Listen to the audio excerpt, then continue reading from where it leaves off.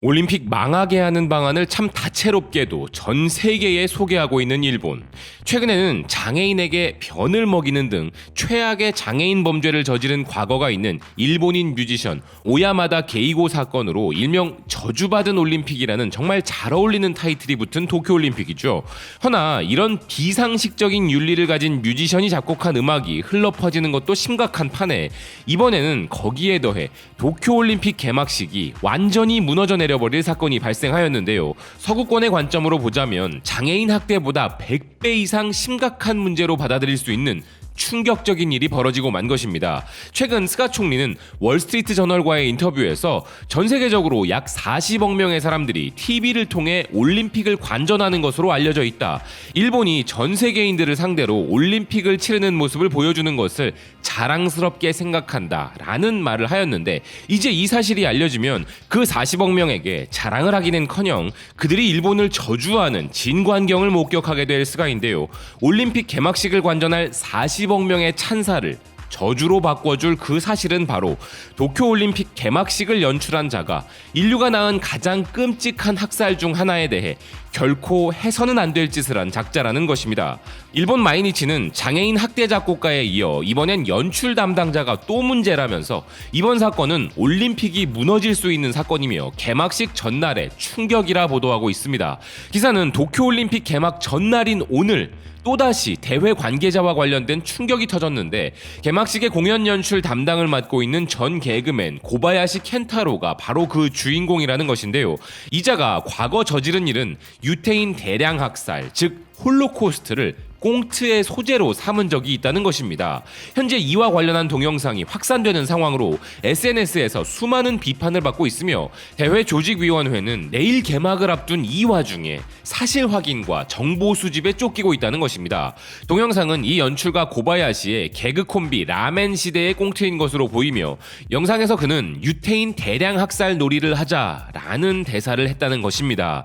이를 두고 기사는 올림픽 헌장은 모든 차별을 금지하고 있고 도쿄올림픽에도 대회 비전 중 하나로 다양성과 조화를 내걸고 있는데, 이것이 사실이라면 이런 연출가를 선정하는 것은 올림픽의 근본 이념 자체에 어긋난다는 것입니다. 즉 유태인들을 비롯 많은 인종들이 나치 히틀러에게 당했던 학살을 재미있는 놀이로 꽁트 소재로 삼은 자가 지금 세계 평화와 인종의 다양성을 이야기하는 올림픽에서, 그것도 개막식의 연출을 맡고 있다는 충격적인 상황인데요. 기사는 이에 대해 이는 유태인을 포함하여 많은 사람들에게 민감한 이야기이다. 이 올림픽이 저주받고 있는 정도가 아니고 지금까지의 준비가 근본적으로 잘못된 것 아닌가. 조직이 너무 비대해져 연출 담당자 팀의 인선까지 눈이 닿지 않고 있다 라고 이야기한 관계자의 말을 전하며, 조직위가 골머리를 앓고 있다 보도했습니다. 그리고 IOC의 사정에 밝은 또 다른 대회 관계자는 이는 서양의 가치관과 정면으로 부딪히는 발언으로 메가톤급의 사건이다. 심지어 올림픽이 망할 수도 있으며 고바야시를 그만두게 하는 것만으로는 끝나지 않고 선수 입장만 하는 것으로 개회식 연출을 바꿀 필요가 있다 라고까지 이야기했다는 것인데요. 사실 이 일이 있기 전까지도 이미 개회식 연출을 둘러싸고 말썽이 끊이지 않았었죠. 3월에는 개폐회식 연출 종합 총괄을 맡고 있었던 사사키 히로시가 인기 탤런트의 용모를 모욕하는 연출 플랜을 제안했다가 사임하는 일이 벌어진 바 있었고, 이번 달 19일에는 개회식의 음악 담당 뮤지션 오야마다 게이고 씨가 동급생을 괴롭혔다는 과거의 인터뷰 소동으로 인해 사임하게 되어 그가 제작한 약 4분간의 오프닝 곡은 사용하지 못하게 되는 일이 벌어졌는데, 급기야 이번에는 개막식을 하루 앞두고 연출가의 변경을 강요당하고 있다는 것인데요. 올림픽의 근본은 무시한 지 오래인 일본이지만 지금 이 사실들을 종합해보면 괴상한 나라 일본으로 찍히기에는 충분한 분량의 인물들이 올림픽을 책임지고 있는 것이죠. 당장에 이를 막아내고자 최선을 다할 일본이지만 이미 늦었습니다.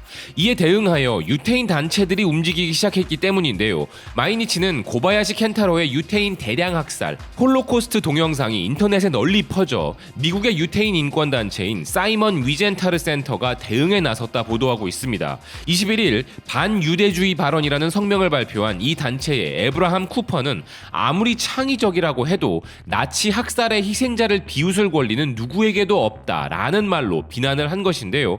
여기서 궁금해지는 부분은 바로 이스라엘입니다. 이스라엘의 도쿄올림픽 대표 선수단이 개막식에 대한 이 소식을 알게 된다면 어떤 반응을 보일 것인지 짐작도 되지 않는 상황인데요.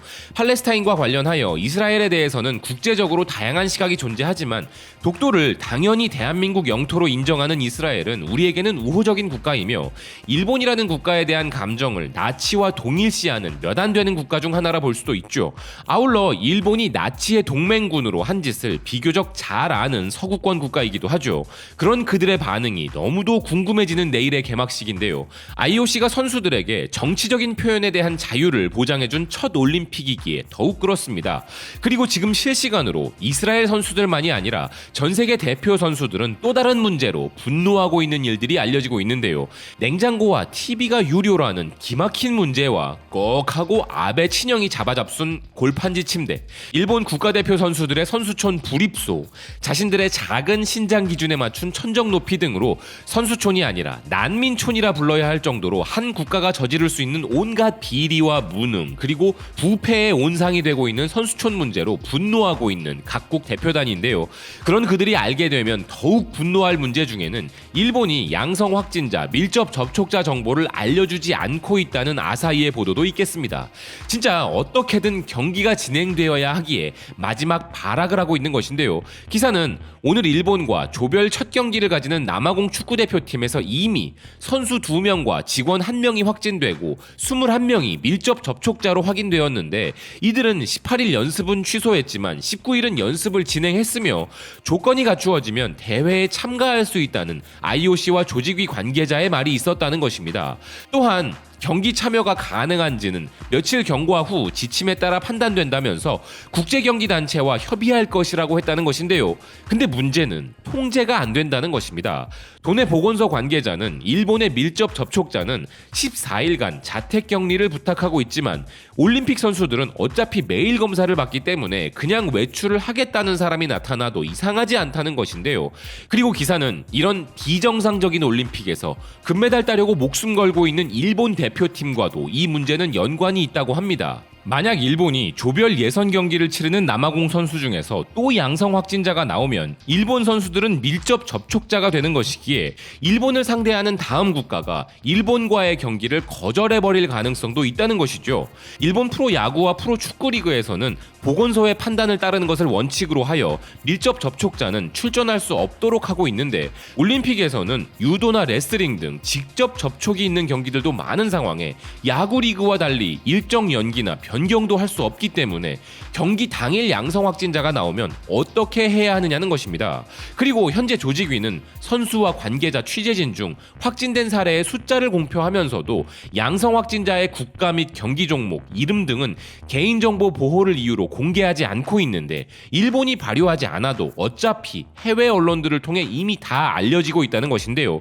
그렇다면 문제는 우리나라 선수들은 물론이고 세계 각국의 대표단들이 상대팀에서 밀접 접촉자가 나오게 된다면 언제든 경기 보이콧을 선언할 수 있기에 이런 상황이 벌어졌을 때 IOC와 일본 조직위는 보이콧한 상대팀에게 실격을 줄 것인지 아니면 밀접 접촉한 팀과는 경기할 수 없다는 주장에 손을 들어줄 것인지 이에 대한 대책도 전혀 없는 상황이라는 것입니다. 계속 말씀드리지만 이런 부자연스러운 상황이 가장 많이 빈번하게 벌어질 경기들은 주로 일본이 메달 획득 가능성이 높은 종목들일 것이고 세계는 일본이라는 나라의 이런 모습에 많이 놀라겠지만 우리는 이미 예측 가능한 일본의 얍삽함으로 받아들이게 될 텐데요. 심지어 1년이 연장되어 더 잘 준비할 시간적 여유가 주어졌음에도 이 정도라면 진짜 일본은 40억 명의 저주를 받아도 할 말이 없다는 생각입니다. 시청해주셔서 고맙습니다. 또 뵙겠습니다.